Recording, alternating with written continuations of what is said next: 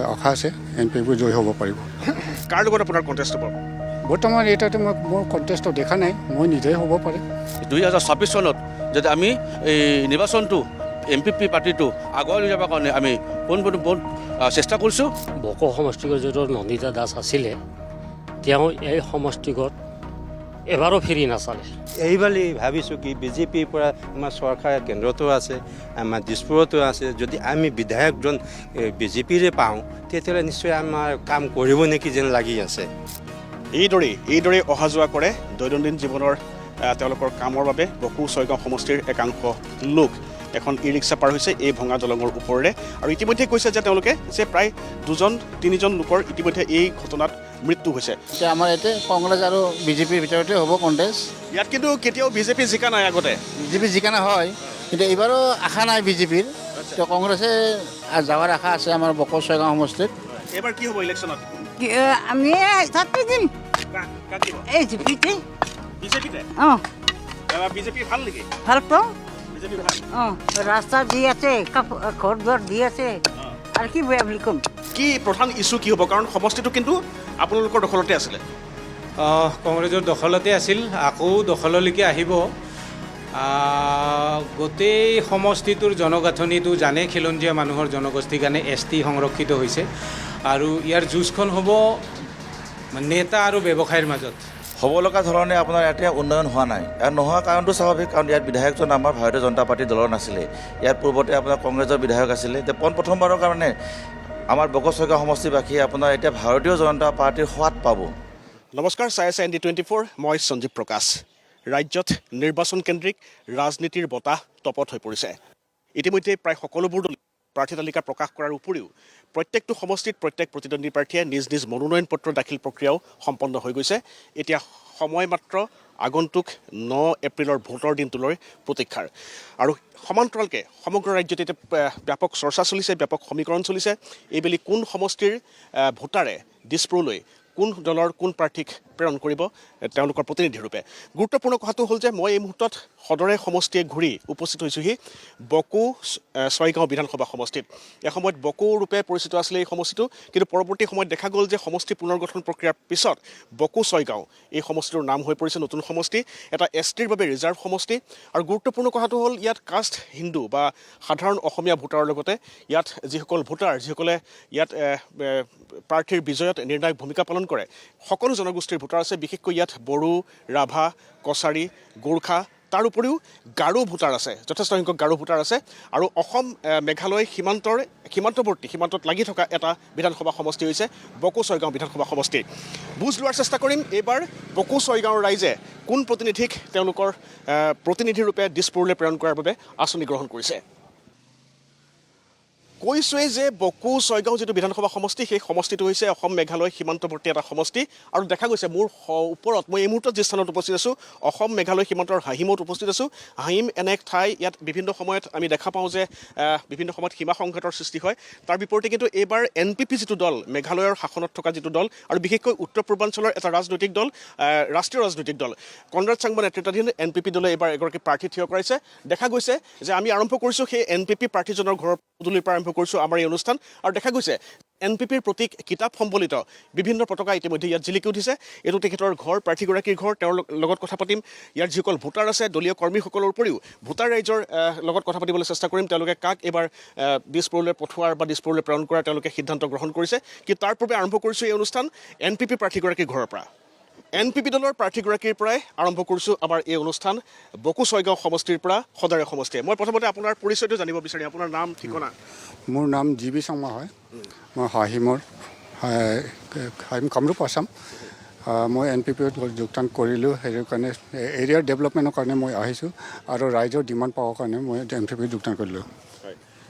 কি আশা কৰিছে, কেনেকুৱা এক্সপেক্টেশ্যনছ কেনেকুৱা আপোনাৰ? এক্সপেক্টেশ্যন ফুল ছাপৰ্ট পাই আছোঁ মই এতিয়া। বেলেগ বিভিন্ন জাতি আছে আমাৰ ইয়াতে, সিহঁতৰ ছাপৰ্ট পাই আছোঁ মই। সেইকাৰণে মই আশা আছে NPP জয় হ'ব পাৰিব। কণ্টেষ্ট কাৰ লগত হ'ব? বিজেপি, ইয়াত কংগ্ৰেছো কেণ্ডিডেট দিছে, বিজেপিৰ কেণ্ডিডেট আছে। আপোনাৰ যদি কওঁ, আপুনি কৈছে যে আপুনি জয়ী হ'ব, কাৰ লগত আপোনাৰ কণ্টেষ্ট হ'ব? বৰ্তমান এটাতে মোৰ কণ্টেষ্টটো দেখা নাই, মই নিজেই হ'ব পাৰে। কণ্টেষ্ট কাৰোলৈ নাহে বুলি ভাবিছে আপুনি? মই ইয়াৰ ইছ্যুৰ বিষয়ে সুধিম, কি ইছ্যু লৈ আগবাঢ়িছে এইবাৰ আপুনি? ইয়াতে মেইন আমাৰ ইছ্যু হ'ল ৰুৰাল ডেভেলপমেণ্ট। ৰুৰাল ডেভেলপমেণ্ট এইবিলাক লাগে বেলেগ বেলেগ জেগাত বিভিন্ন সমস্যা আছে, জাতীয় সমস্যা, বেলেগ জাতীয় সমস্যা আছে। মই চবৰ কাৰণে কাম কৰিবলৈ ওলাইছোঁ। ইয়াত কিন্তু বৰ্ডাৰ কনফ্লিক্ট কিছু আছিলে, অসম মেঘালয় বৰ্ডাৰ কনফ্লিক্ট বিভিন্ন সময়ত হয়, ইয়াত আছে নাই তেনেকুৱা? বৰ্ডাৰ কনফ্লিক্ট আছে, বৰ্ডাৰ কনফ্লিক্ট মোটামুটি চল্ভ হৈ গ'ল। বৰ্ডাৰ কনফ্লিক্ট হৈছে মানে আমাৰ ইয়াতে ডেভেলপমেণ্টৰ কাৰণে বৰ্ডাৰ কনফ্লিক্ট হৈছে। মেঘালয় ডেভেলপমেণ্ট দিয়াৰ কাৰণে মেঘালয়ৰ কিছুমান গৈছে। এতিয়া আমাৰ ডেভেলপমেণ্ট কিয় নহ'লে যে হোৱা নাই সেইটোতো গভৰ্ণমেণ্টহে জানে। এতিয়া গভৰ্ণমেণ্টৰ গঠন হোৱাৰ পিছতে মই গম পাব এইটো। আপোনাৰ লিডাৰ কনৰাড চাংমা বা কনৰাড চাংমাকে ধৰি কোনোবা ষ্টাৰ কেম্পেইনাৰ ইয়াত আহিব নেকি আপোনাৰ লগত কেম্পেইন কৰিবৰ কাৰণে? সেইটো মই এতিয়া ডিছকাছ কৰি আছোঁ। এতিয়া আহিব চিফ মিনিষ্টাৰ নিজে আহিব পাৰে, সেইটো এতিয়া ফাইনেল হোৱা নাই। মই আপোনাক ধন্যবাদ জনাইছোঁ আমাক এইখিনি সমস্যা দিয়াৰ। All the best. Thank you all. তেখেত আছিল চাংমা ডাঙৰীয়াই কৈছে যে তেখেতে বিশেষকৈ ইয়াত যিটো সীমা সমস্যা আছে, সীমা সমস্যাৰ উপৰিও ভিলেজ ডেভেলপমেণ্ট, ৰুৰেল ডেভেলপমেণ্ট, বিশেষকৈ পিছপৰা অঞ্চলবিলাকৰ উন্নয়নক প্ৰধান ইছ্যু ৰূপে লৈ এইবাৰ NPP প্ৰাৰ্থীগৰাকী আগবাঢ়িছে। মই পুনৰ কৈছোঁ যে পোনপ্ৰথমবাৰৰ বাবে বকো ছয়গাঁও সমষ্টিত NPP দলে এগৰাকী প্ৰাৰ্থী প্ৰক্ষেপ কৰিছে।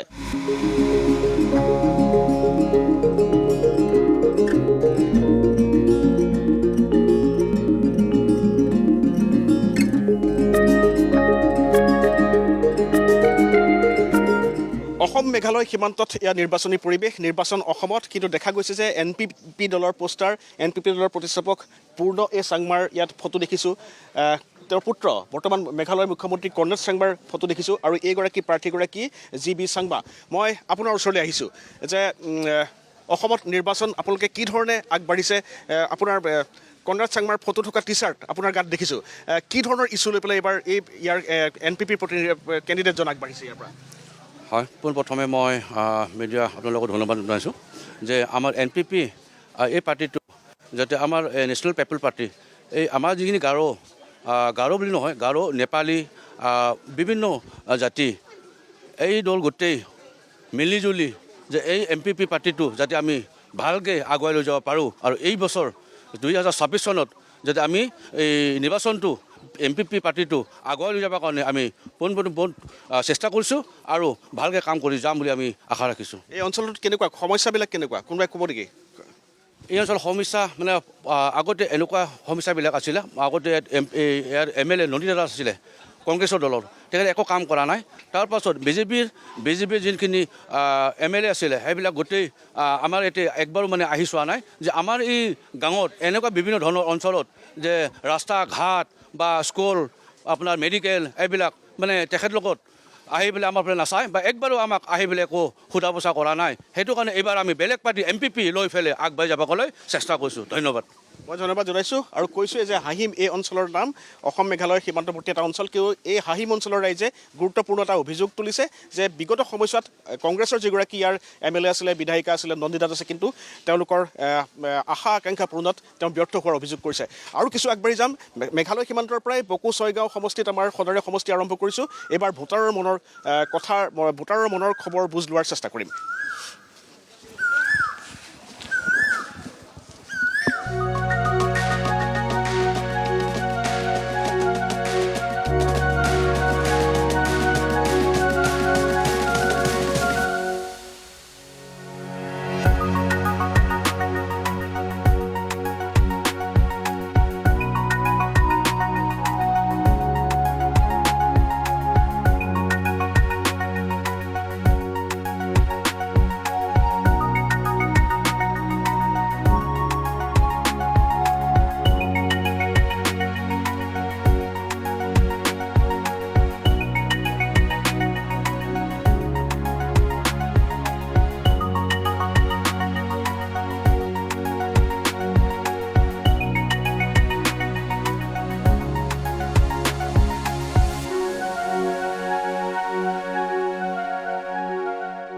পূৰ্বৰ ছয়গাঁও সমষ্টিৰ কিছু অংশ আৰু পূৰ্বৰ বকো সমষ্টিৰ কিছু অংশ সমষ্টি পুনৰ নিৰ্ধাৰণৰ পিছত কৰ্তন কৰি বকো ছয়গাঁও এটা নতুন সমষ্টি গঠন কৰা হ'ল আৰু এই সমষ্টিটো ইতিমধ্যে কোৱা হৈছে যে STৰ বাবে সংৰক্ষিত এটা সমষ্টি প্ৰায় 1,95,000 ভোটাৰ আছে এই সমষ্টিটোত আৰু আমি এগৰাকী ব্যতিক্ৰমী প্ৰাৰ্থীৰ ওচৰৰ পৰা উভতি আহি ভোটাৰৰ কিছু কাষ চপাৰ চেষ্টা কৰিছোঁ বকো সমষ্টিৰ ৰাইজে এবাৰ মনত কি পাঙিছে মই এগৰাকী জ্যেষ্ঠ নাগৰিকক লগ পাইছোঁ মই প্ৰথমে আপোনাৰ পৰিচয়টো জানিব বিচাৰিম মোৰ নাম শ্ৰী ৰজত কলিতা ঘৰ ঢেকীয়াবৰী গড়বান্ধা আপুনি ইয়াৰে ভোটাৰ ইয়াৰে ভোটাৰ কওকচোন নতুনকৈ আপোনালোকৰ সমষ্টিটো এবাৰ নতুন নাম হ'ল বকো ছয়গাঁও সমষ্টি এইবাৰ কি প্ৰত্যাশাৰে আগবাঢ়িছে কাৰণ নিৰ্বাচনলৈ বৰ বেছি দিন নাই আমাক বিজেপিকে লাগিব আচ্ছা আমাক বিজেপিকে লাগিব ৰাজু মেচকে লাগিব তেখেতক জয়যুক্ত কৰিব পাৰিলে তাৰমানে আমি নথৈ সুখী হ'ম ইয়াৰ আগতে যিগৰাকী বিধায়িকা আছিলে নন্দিতা দাস কংগ্ৰেছৰ তেওঁৰ কাম কাজত যথেষ্ট অসন্তুষ্ট যেন লাগিছে আপোনাক সম্পূৰ্ণ অসন্তুষ্ট একো কামেই কৰা নাই আমাৰ এই অঞ্চলত একো কামেই কৰা নাই যিখিনি কৰিছে মুছলিম এৰিয়াত কৰিছে মানে সোণতলী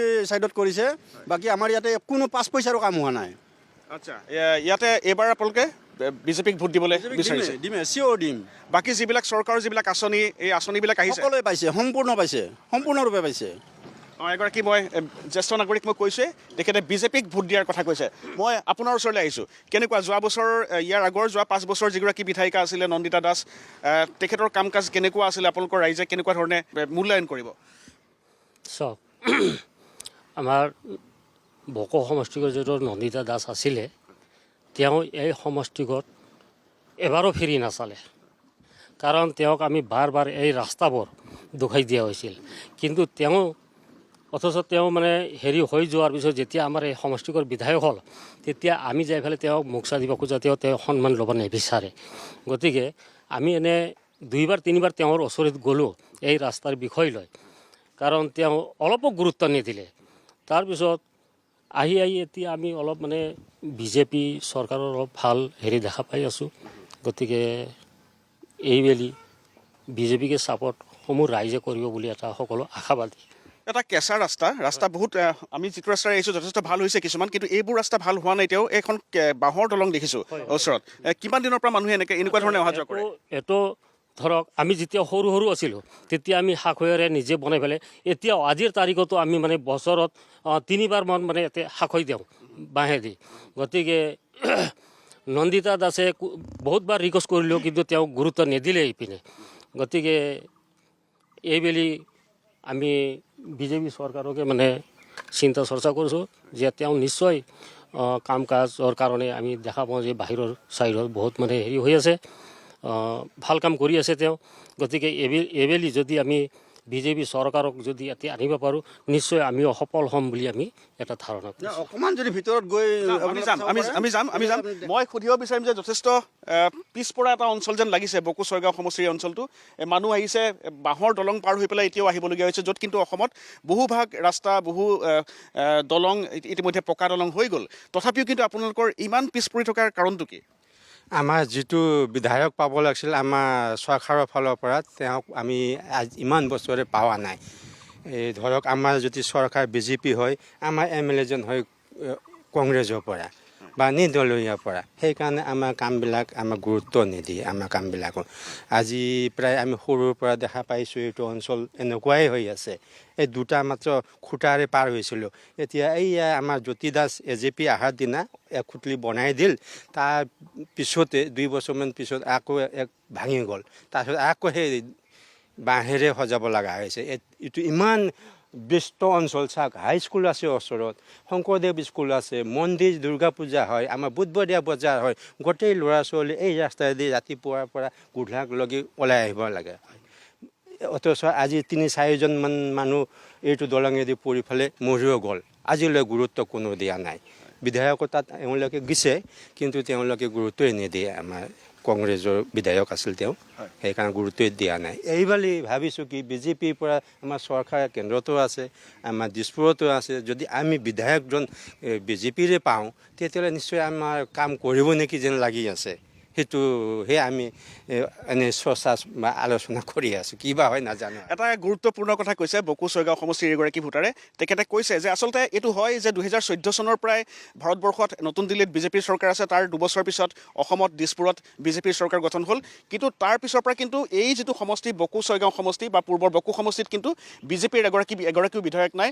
আৰু বৰ্তমানেও বিজেপিৰ কোনো ধৰণৰ কোনোটো নিৰ্বাচনতে বিজেপিৰ বিধায়ক জয়ী নোহোৱা সমষ্টিটোৱে হৈছে পূৰ্বৰ বকো সমষ্টি আৰু বৰ্তমানৰ বকো ছয়গাঁও সমষ্টি। কিন্তু এইবাৰ ৰাইজে কিছু ব্যতিক্ৰমী চিন্তা কৰিবলৈ লৈছে। তেওঁলোকে কৈছে যে যিসকল ভোটাৰক মই ইতিমধ্যে লগ পাইছোঁ তেওঁলোকে এটা কথাই কৈছে যে কেন্দ্ৰত যাৰ চৰকাৰ, দিছপুৰত যাৰ চৰকাৰ, সেই দলৰে বিধায়কক তেওঁলোকে এবাৰ নিৰ্বাচিত কৰাৰ পণ লৈছে বুলি কিছুসংখ্যক ভোটাৰে ইয়াত উল্লেখ কৰিছে। মই কিছু চাবলৈ চেষ্টা কৰিম যিখন দলঙৰ কথা।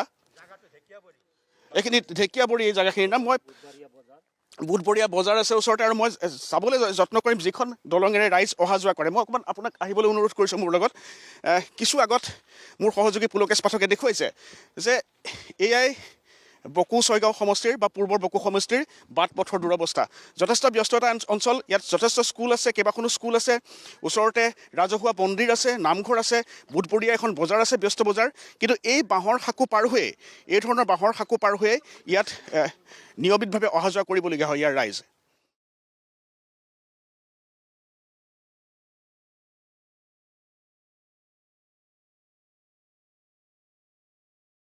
দৈনিক কিমান মানুহ এই দলংখনেৰে এনেদৰে অহা যোৱা কৰে? এইটো বহুত মানে এৰিয়া ডাঙৰ। ইয়াতে কমচে কম ইয়াতে মানে বুধবাৰ বজাৰ এখন আছে, লগতে হাইস্কুল আছে, আপোনাৰ শংকৰদেৱ শিশু নিকেতন আছে, জাতীয় বিদ্যালয় আছে। এই ভিতৰৰ অঞ্চলৰ পৰা কমচে কম 800ৰ পৰা 1000 মানুহৰ যাতায়াত হৈ থাকে। আৰু বাৰিষা যথেষ্ট দলং, দুৰ্বল দলং। বাৰিষা যিহেতু ইয়াত পানী বাঢ়িব চাগে, বাৰিষাৰ অৱস্থাটো কেনেকুৱা হয়? বাৰিষা অৱস্থা মানে আমাৰ সেই ৰাস্তাটো সম্পূৰ্ণ বোকা হয়। সৰু ছোৱালীবিলাক কান্ধত বোকা কৰি লৈ আহিব লগা হয়। গতিকে এই দলংখন আমি বছৰত 3বাৰমান মেৰামতি কৰিব লগা হয়। গতিকে আমি বহুত জাগাত মানে জাগাই জাগাই আমি মানে তেওঁলোকক মানে অৱগত কৰাইছোঁ, যিবিলাক আমাৰ মানে বিধায়কসকল আছে তেওঁলোকক। কিন্তু তেওঁলোকে কোনোমতে মানে গুৰুত্ব দিয়া নাই। তেওঁলোকে ইলেকশ্যনৰ আগত আহি পেলাই তেওঁলোকে বহুত মানে আমাক কাকতি মিনতি কৰে আৰু তেওঁলোকক মানে জিতৰ পিছত তেওঁলোকে ফিৰি নাচায়। কিন্তু কথা এটা কি, আমি তেওঁলোকৰ পিছত সদায় দৌৰি থাকিব নোৱাৰোঁ। গতিকে সেইকাৰণে আমাক মানে তেওঁলোকে মানুহ বুলি গণ্যতা নকৰে, তেওঁলোকে চিনি নাপায়। কাৰণ ভোট কালেকশ্যন কৰে কোনে? সৰু সৰু গাঁৱৰ জনতাবিলাকেহে ভোট কালেকশ্যন কৰি দিয়ে। গতিকে ঠিক তেনেকুৱা অৱস্থাত আমি আজিও মানে দুৰ্যোগ ভুগি আছোঁ। কি ক'ব এইখন দলঙেৰে? তেখেতে ক'লে দৈনিক 1000ৰ বেছি মানুহ ইয়াত অহা যোৱা কৰে, কিন্তু দলঙৰ অৱস্থা এয়া। হয় হয়, বাৰিষা কেনেকুৱা অসুবিধা হয়? বাৰিষাতো মানুহ ইতিমধ্যে 3টা মৰিলে। এই বাৰিষা ইয়াতে পৰি বছৰেও মোটামুটি 1-2টা পৰে, মৰিও গ'ল 3টা। আজিলৈ কোনো মানে গুৰুত্ব দিয়া নাই। আহে কেইটামান আহি পেলাই জুখি মাখি লৈ যায়, ভেক ভাওনাই কৰে নেকি আমাৰ গাঁৱৰ মানুহটো আমি নাজানো।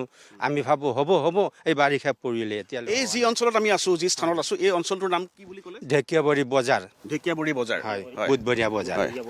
গতিকে দেখা গৈছে যে বকো ছয়গাঁও সমষ্টিৰ এটা অতি ব্যস্ত অঞ্চল, অতি গুৰুত্বপূৰ্ণ অঞ্চল। ঢেকীয়াবৰী বুধবৰীয়া বজাৰ আছে ইয়াত, তেওঁলোকে কৈছে।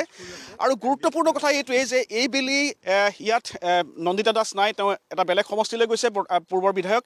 কিন্তু তাৰ পৰিৱৰ্তে ৰমেন সিং ৰাভা নামৰ এগৰাকী ব্যক্তিক কংগ্ৰেছ দলে প্ৰাৰ্থিত্ব প্ৰদান কৰিছে। তাৰ বিপৰীতে বিজেপি দলৰ প্ৰাৰ্থীৰূপে ৰাজু মেচ নামৰ এজন নতুন যুৱক ওলাই আহিছে। গতিকে দেখা যাব যে বকো সমষ্টিৰ ৰাইজে ইতিমধ্যে আমাক কৈছে কিছুসংখ্যক লোকে যে তেওঁলোকে এইবাৰ কিছু প্ৰত্যুত্তৰ দিবলৈ সাজু হৈছে। গতিকে দেখা যাব আকৰ্ষণীয় হৈ উঠিব বুলি পেলাই আশা কৰিব পাৰি। এখন অটো ৰিক্সা আহিছে, মই পুলকেশক দেখুৱাবলৈ অনুৰোধ কৰিম।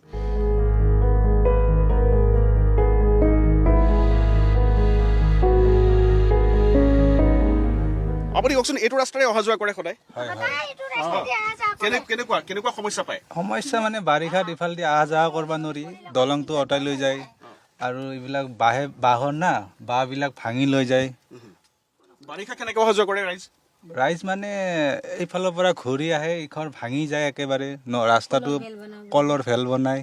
এইবাৰ কি ভাবিছে? নিৰ্বাচন আহিছে, আপোনালোকৰ ইয়াৰে ভোটাৰ, কি ভাবিছে এইবাৰ মনত? হয়, এইবাৰ হ'ব বুলি আশা কৰিছোঁ। কি কৰে বাইদেউ, কিবা ক'ব নেকি? কি ক'ব? এইবাৰ নিৰ্বাচন আহিছে, কি আশা কৰিছে এইবাৰ? আশা মানে আমাৰ ৰাস্তা ঘৰৰে আশা কৰিছোঁ। ৰাস্তা ঘৰ যেন হয়, দলংটো যে হয়। আমি বহুত অসুবিধা পাইছোঁ, কাৰণ বাৰিষা ল'ৰা ছোৱালী স্কুলত নিবা বহুত অসুবিধা হয়। দুজন ল'ৰা ছোৱালী মৰি আছে স্কুলত, সদায় এটা থৈ আকৌ এজনী নিব লগা হয়। বহুত অসুবিধা পাইছোঁ যেন দলংখন হয় আৰু আমাৰ ৰাস্তাখন হয় সেয়ে বিচাৰিছোঁ আমি মই ধন্যবাদ জনাইছোঁ যথেষ্ট ব্যস্ত এইসকল লোক ওলাই আহিছে পুৱাৰ আৰু এতিয়াও কিন্তু দেখা গৈছে যে বকো ছয়গাঁও সমষ্টিত কিন্তু এতিয়াও ৰাইজে দলং বিচাৰিবলগীয়া হৈছে ৰাস্তা পদূলি বিচাৰিবলগীয়া বা ৰাস্তা পদূলিৰ দাবী কৰিবলগীয়া এটা পৰিস্থিতি কিন্তু এতিয়াও শেষ হোৱা নাই গতিকে যথেষ্ট সমস্যাবহুল এটা সমষ্টি বকো ছয়গাঁও সমষ্টি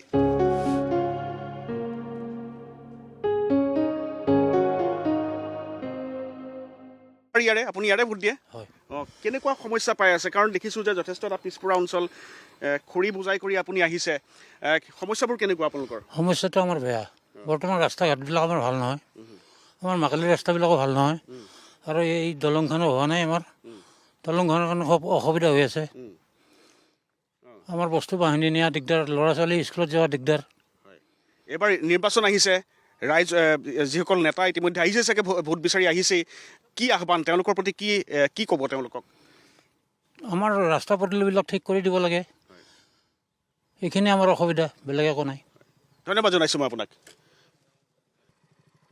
ভাইটি ক'ত ঘৰ ইয়াতে এখন বাঁহৰ দলঙেৰে অহা দেখিছোঁ কেনেকুৱা সমস্যা পাই আহিছে ইয়াত দলংখনো বহুত সমস্যা মানে বাৰিষা হ'লেতো স্কুললৈকে যাবই নোৱাৰে ল'ৰা ছোৱালীয়ে আমিও বহুত প্ৰব্লেমত মানে স্কুলত গৈছোঁ এইপিনে দি তুমি ভোট দি পাইছা নাই এতিয়ালৈকে ভোট দি পাইছোঁ ভোটটো দুবাৰেই দিলোঁ মই দুবাৰ ভোট দিলা এইবাৰ আকৌ নিৰ্বাচন আহিছে কি ক'বা তোমালোকৰ অঞ্চলটোৰ উন্নয়ন সন্দৰ্ভত নেতাৰ প্ৰতি যিসকল ইয়াত নিৰ্বাচনত প্ৰতিদ্বন্দ্বিতা কৰিবলৈ আগবাঢ়ি আহিছে তেওঁলোকৰ প্ৰতি কি ক'বা মানে ৰাস্তাখন আৰু দলংখন ভাল হ'লে হয় আৰু সেইটোৱে কওঁ আৰু ইয়াৰ আগৰ যিগৰাকী বিধায়ক আছিল একো কাম নকৰিল নেকি একোতো কাম হোৱা নাই এতিয়ালৈকে এইবাৰ কি ভাবিছা হ'ব বুলি কৈ থাকে আৰু নহয় পিছ পৰি থাকে আৰু গাঁওখন এইবাৰ কি ভাবিছা তোমালোকে এইবাৰ যিগৰাকী নেতা উঠিছে এতিয়া ৰাস্তাখন আৰু দলংখন ভাল কৰিলে হয় আৰু মই ধন্যবাদ জনাইছোঁ এজন উঠি অহা যুৱক আৰু তেওঁলোকৰো সেই একেটাই সমস্যা দৈনন্দিন জীৱনত যিখিনি সমস্যা পাই আহিছে সেই একেটাই কথা তেওঁলোকে কৈছে যে দলং লাগে ৰাস্তা লাগে বকো ছয়গাঁও সমষ্টিৰ এইসকল জনতাক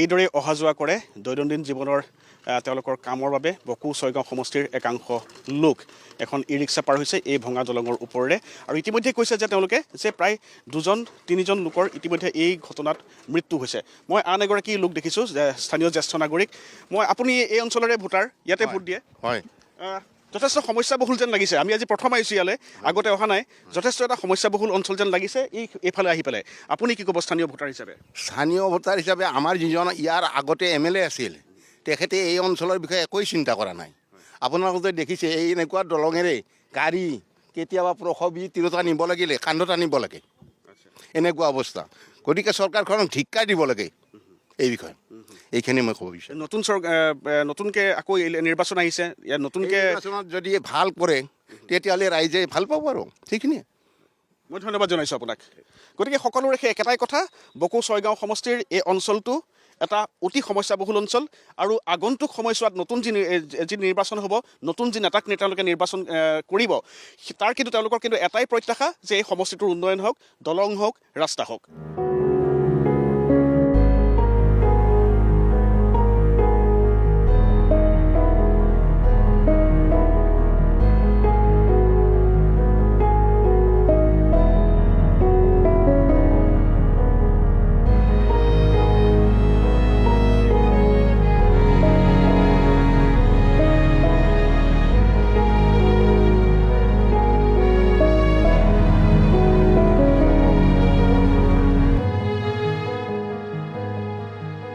কিমান দিনৰ পৰা এনেকুৱা অৱস্থা আপোনালোকৰ একচুৱেলি ক'ব গ'লে যেতিয়াৰ পৰা মোৰ জন্ম হ'ল তেতিয়াৰ পৰা মই এনেকুৱা ছেম পাই আছোঁ আজি মোৰ এজ হৈ আছে নিয়াৰ এবাউট 36 ইয়াৰৰ পৰা আজি এনেকুৱা ছেম মই পাই আছোঁ মই থাকোঁ বঙাইগাঁৱত মা থাকে ইয়াতে মই ছাৰ্ভিচ কৰোঁ তাতে তো ছেম কণ্ডিশ্যন এনেকৈ পাওঁ কেতিয়াবা মেডিকেল ইমাৰ্জেঞ্চি হ'ব পাৰে মানুহৰ কেতিয়াবা কিবা বেলেগ ধৰণৰ ইমাৰ্জেঞ্চি হ'ব পাৰে আমি ওলাওঁতে মোটামুটি ইয়াৰ পৰা এইখিনিৰ পৰা আহি পাওঁতে 1 ঘণ্টা লাগি যায় আৰু ৰাস্তা বৰষুণৰ দিনততো আৰু বেয়া আপুনি ভোটাৰ ক'ৰ ইয়াৰে ভোটাৰ নে আপুনি হয় হয় ইয়াৰে আকৌ এই নিৰ্বাচন আহিছে এইবাৰ কি আশা মনত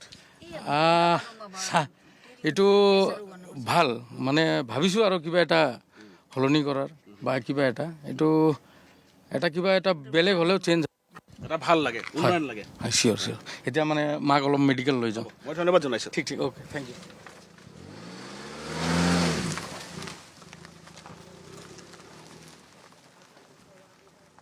আপোনালোকৰ ইয়াৰ পৰা কেতিয়াও বিজেপি জিকা নাই বকো ছয়গাঁও সমষ্টিৰ পৰা। এইবাৰ ৰাইজে কি ভাবিছে? এইবাৰ ৰাইজে ভাবিছে বিজেপিকে জয় কৰাৰ এটা উদ্দেশ্য লৈছে। কি কাৰণে? আগত কংগ্ৰেছ আছিল, কংগ্ৰেছৰ আমাৰ বকো সমষ্টিত বিধায়িকা আছিল নন্দিতা দাস। এতিয়াতো কংগ্ৰেছৰ যিখিনি দুৰ্নীতি দেখা গৈছে, গতিকে ৰাইজে সজাগ হৈছে যে আমাৰ বিজেপি চৰকাৰে বহুত উন্নতি কৰিছে।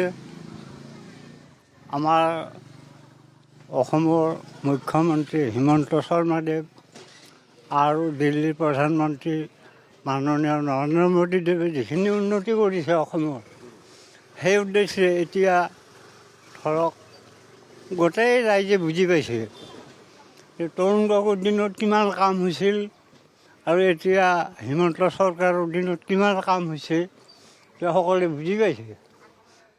সেইকাৰণে চৰকাৰৰ বিষয়ে এতিয়া পাব্লিক সজাগ হৈছে, সকলো সজাগ হৈছে। ইয়াৰ আঁচনিবিলাক পাইছেনে? চৰকাৰী যিবিলাক আঁচনিবিলাক সকলোৱে পাইছে। ময়ে খেতিয়ক মানুহ, মোক চৰকাৰে 2000 টকা দি আছে খেতি কৰাৰ নামত। এতিয়া যিবিলাক আত্মসহায়ক গোট আছে তেওঁলোকেও সুবিধা পাইছে চৰকাৰৰ ফালৰ পৰা। বিশেষকৈ কলেজত পঢ়া ল'ৰা ছোৱালীও সুবিধা পাইছে, বহুতখিনি উন্নতি হৈছে। গতিকে এইবাৰ বিজেপিৰ ভাল দিন। এই যে বিজেপিটো যায়েই আছে, একেবাৰে এইটো চিন্তা নাই আৰু। মই ধন্যবাদ জনাইছোঁ আপোনাক, যথেষ্ট এগৰাকী বয়োজ্যেষ্ঠ নাগৰিক। আৰু বৰ ধুনীয়াকৈ কৈছে তেখেতে যে তৰুণ গগৈৰ দিনৰ চৰকাৰৰ দিনৰ কথা আৰু বৰ্তমানৰ মুখ্যমন্ত্ৰী হিমন্ত বিশ্ব শৰ্মাৰ চৰকাৰৰ দিনৰ কথা তুলনামূলকভাৱে এটা বিশ্লেষণ তেখেতে কৈছে। আৰু কৈছে যে তেখেত নিজে এগৰাকী খেতিয়ক, চৰকাৰৰ পৰা কিন্তু কৃষি সাহায্য যথেষ্টখিনি পাই আছে। গতিকে বকো ৰাইজে এইবাৰ কিছু পৰিৱৰ্তন চিন্তা কৰিছে। সমষ্টি কেনেকুৱা এতিয়া? বকো ছয়গাঁও সমষ্টি নতুন সমষ্টি হ'ল।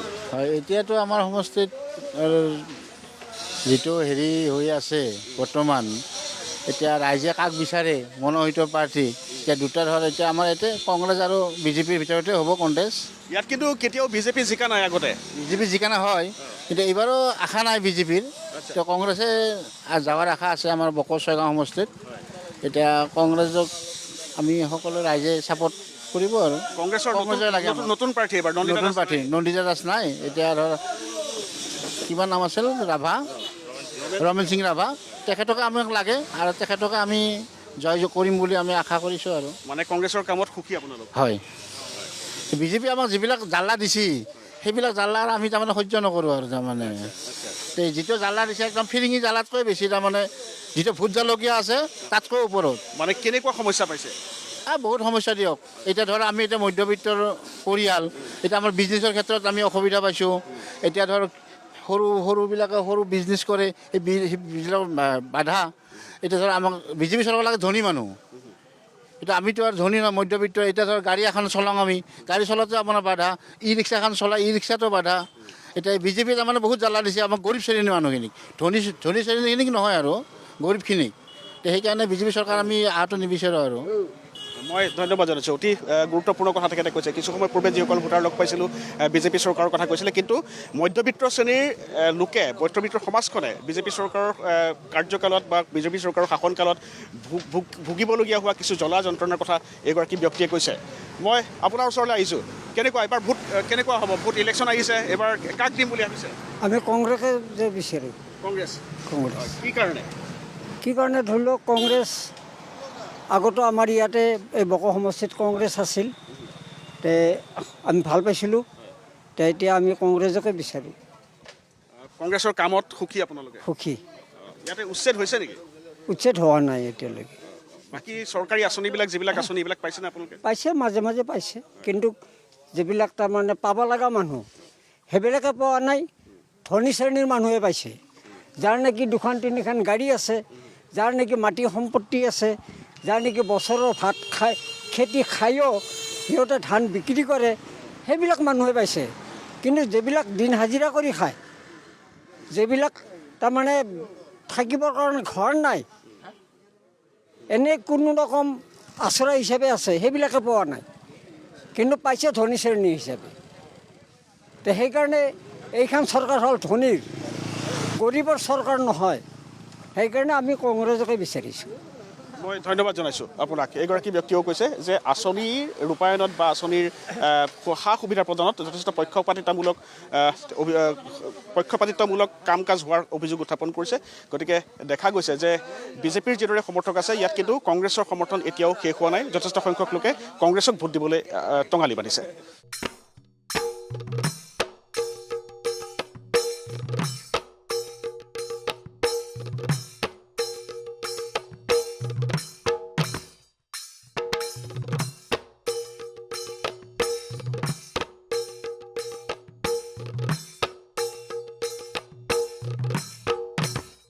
পূৰ্বৰ বকো আৰু বৰ্তমানৰ বকো ছয়গাঁও যিটো বিধানসভা সমষ্টি সেই বিধানসভা সমষ্টিটোৰ এক বৃহত্তৰ অংশক সামৰি গঠন হৈছে ৰাভা হাছং স্বায়ত্তশাসিত পৰিষদ অৰ্থাৎ ইয়াত ৰাভা জনগোষ্ঠীয় যথেষ্ট সংখ্যক লোক আছে যথেষ্ট সংখ্যক ভোটাৰ আছে আৰু প্ৰত্যেকটো নিৰ্বাচনতে এই বকো পূৰ্বৰ বকো সমষ্টি বৰ্তমানৰ নতুনকৈ যিটো বকো ছয়গাঁও বিধানসভা সমষ্টি গঠন হৈছে এই সমষ্টিত কিন্তু পূৰ্বৰে পৰাই অতীজৰে পৰাই ইয়াত জনপ্ৰতিনিধি নিৰ্বাচনৰ ক্ষেত্ৰত ৰাভা সম্প্ৰদায়ৰ বা ৰাভা জনগোষ্ঠীয় ভোটাৰসকলে অতি গুৰুত্বপূৰ্ণ ভূমিকা পালন কৰি আহিছে আমি চেষ্টা কৰিম বুজ লোৱাৰ যে এইবেলি ইয়াৰ ৰাভা জনগোষ্ঠীয় ভোটাৰসকলে ৰাভা জনগোষ্ঠীয় ৰাইজে কেনেকুৱা ধৰণৰ প্ৰতিনিধি বা কোন দলক তেওঁলোকে অধিক পচন্দ কৰে বা কেনেকুৱা ধৰণৰ প্ৰতিনিধি তেওঁলোকে এইবাৰ দিছপুৰলৈ তেওঁলোকক প্ৰতিনিধিত্ব কৰিবলৈ প্ৰেৰণ কৰাৰ সিদ্ধান্ত গ্ৰহণ কৰিছে আপুনি কওকচোন কি কৰি আছে এতিয়া এইবিলাক কি কাম কৰি আছে এতিয়া বৰ্তমান মই বাঁহৰ কাম লাগিছোঁ বাঁহৰ কামত এই কি কৰিব এতিয়া বাঁহ যে কাটিছে ক'ত পঠাব এইবিলাক এইটো বৰ্তমান চেল হ'ব চিঙিৰা আচ্ছা কিমান 1 কুইণ্টল হিচাপত বিক্ৰী কৰে কুইণ্টল নিৰ্বাচন আহিছে নহয় এইবাৰ আকৌ ইলেকশ্যন আহিছে কি হ'ব এইবাৰ কি কৰিব আপোনালোকে কি ভাবিছে কি ভাবিছোঁ মানে আহক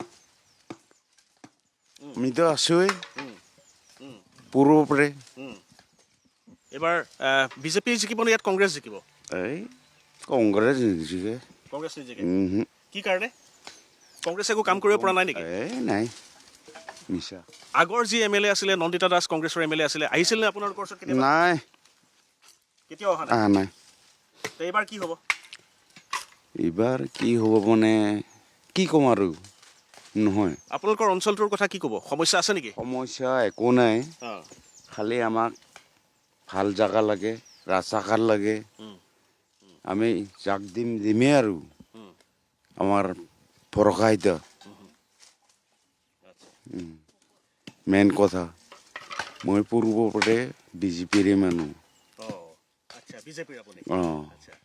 গতিকে বিজেপিক ভোট দিব এইবাৰ নিশ্চয় মই ধন্যবাদ জনাইছোঁ আচ্ছা কি হ'ব এইবাৰ কি হ'ব ইলেকশ্যনত আমি তাতে দিম কাক দিব এই জিপিতে বিজেপিতে বিজেপি ভাল নেকি ভাল পাওঁ বিজেপি ভাল ৰাস্তা দি আছে ঘৰ দুৱাৰ দি আছে আৰু কি বেয়া বুলি ক'ম এই অৰুণোদয় পাইছে নেকি আপোনালোকে পাইছে কিমান পইচা পায় এই কিমান আমি পোৱা নাই বেলেগে পাই আছে কিমান কৰিব পাইছে আচ্ছা আচ্ছা আচ্ছা আচ্ছা আপোনালোকে বিজেপিক ভোট দিব বিজেপিক ভোট দিব কংগ্ৰেছত কিয় নিদিয়ে কংগ্ৰেছত কিয় নিদিয়ে কংগ্ৰেছত আগৰ পৰাই দি দিয়ে এটা ঘৰো নাই একো ৰাস্তা পথ দুখাবও নাই কংগ্ৰেছে একো দিয়া নাই নাইতো আচ্ছা গতিকে এইবাৰ বিজেপি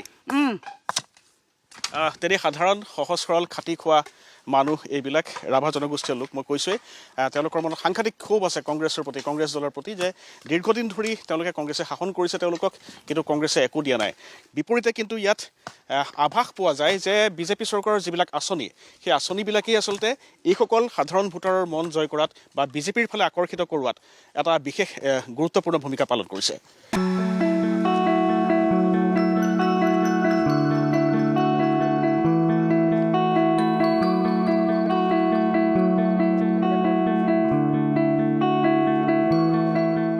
বকো বকো বিধানসভা সমষ্টিৰ অন্তৰ্গত অন্য এখন ৰাভা জনগোষ্ঠীয় বসতি প্ৰধান গাঁও বা এটা অঞ্চল গামেৰীমুৰা। এই গামেৰীমুৰা অসম মেঘালয় সীমান্তৰ একেবাৰে সীমান্তৱৰ্তী এক স্থান বা এক গাঁও আৰু বিশেষকৈ বিভিন্ন সমস্যা আছে। আমি আহোঁতে দেখিছোঁ যে ইয়াত হাতী মানুহৰ সংঘাত আছে আৰু সমান্তৰালকৈ সীমা সংঘাত আছে। বিভিন্ন সময়ত সংবাদ মাধ্যমৰ শিৰোনাম দখল কৰে অসম মেঘালয়ৰ সীমা সংঘাতে, কেতিয়াবা মেঘালয়ৰ লোকৰ ইয়াত আগ্ৰাসন ঘটে বা অন্যান্য ৰক্তপাতৰ ঘটনা সংঘটিত হৈছে। মই স্থানীয় লোক কিছু দেখিছোঁ। ইয়াত যোৱা 5 বছৰত আপোনালোকৰ যিবিলাক সমস্যা, সেই সমস্যাবিলাক সমাধান কৰাত যোৱা 5 বছৰৰ যিগৰাকী বিধায়িকা আছিলে নন্দিতা দাস, কংগ্ৰেছৰে বিধায়িকা, ইয়াত কেতিয়াও বিজেপি ইয়াত ক্ষমতালৈ অহা নাই। তেওঁৰ ভূমিকা কেনেকুৱা আছিলে? সন্তুষ্ট নে কামত? হয়, আমি যোৱা 5 বছৰে যিমানখিনি দেখিলোঁ এই অঞ্চলৰ এজন নাগৰিক হিচাপে, এই অঞ্চলৰ গাঁওবাসী হিচাপে, এই যোৱা 5 বছৰত আমি কংগ্ৰেছৰ ফালৰ পৰা যিজন আমাৰ বিধায়িকা আছিলে তেখেতক আজিলৈকে আমাৰ ইয়াত দেখিবলৈ আমি সক্ষম হোৱা নাই। আমি কিছুমান আমাৰ এনেকুৱা মানে আমাৰ জনজাতীয় লোক আছে, তেখেতক হয়তো চিনিও নাপায়।